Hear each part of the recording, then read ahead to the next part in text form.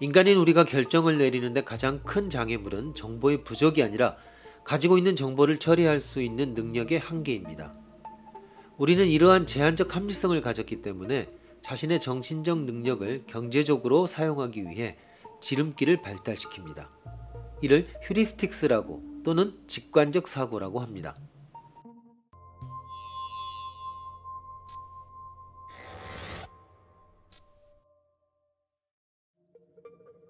상황 A. 콘서트의 예매권을 10,000원에 구입했다. 그런데 콘서트 당일 공연장 근처의 지하철역에 도착했을 때 티켓을 분실했다는 것을 알았다. 다행히 표는 아직 매진되지 않아서 예매권과 같은 값인 10,000원에 구입할 수 있다. 그런데 왠지 망설여진다. 상황 B.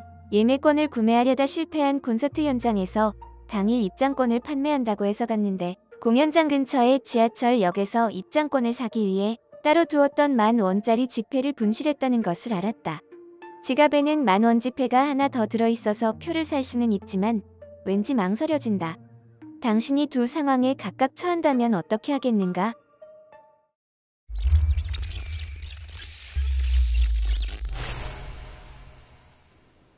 두 경우 모두 20,000원을 들여 콘서트를 볼 것인지, 그렇지 않으면 10,000원의 손실을 감수하고 콘서트 관람을 포기할 것인지 라는 계산상으로 완전히 같은 선택 상황입니다.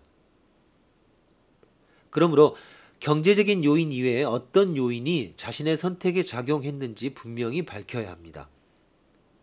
만약 경제적인 요인만이 선택에 작용했다면 선택에 영향을 줄 수 있는 다른 요인은 없었음을 밝혀야 합니다.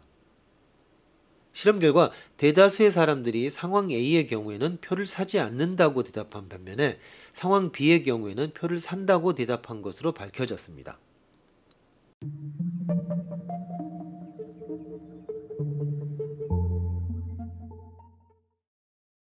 대다수의 사람들이 경제적으로는 전혀 가치가 없음에도 불구하고 두 경우에 완전히 다른 결정을 합니다.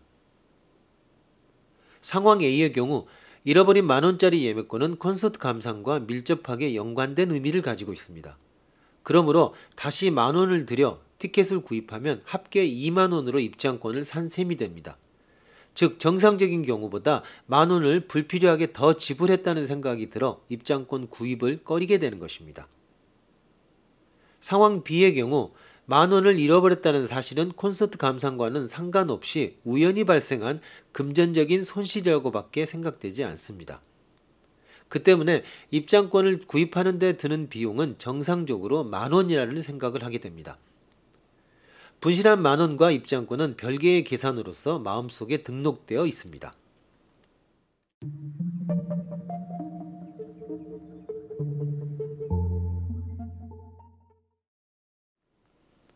손실 회피와 손실 지양 사이의 선택에 크게 영향을 끼치는 것은 경제학의 한계효용 체감의 법칙입니다. 한계효용 체감의 법칙은 일정한 기간 동안 소비되는 재화의 수량이 증가할수록 재화의 추가분에서 얻는 한계효용은 점점 줄어든다는 법칙입니다. 이 법칙을 조금 바꿔 말하면 수가 커지면 커질수록 차이는 적게 느껴진다는 의미로 이해할 수 있습니다.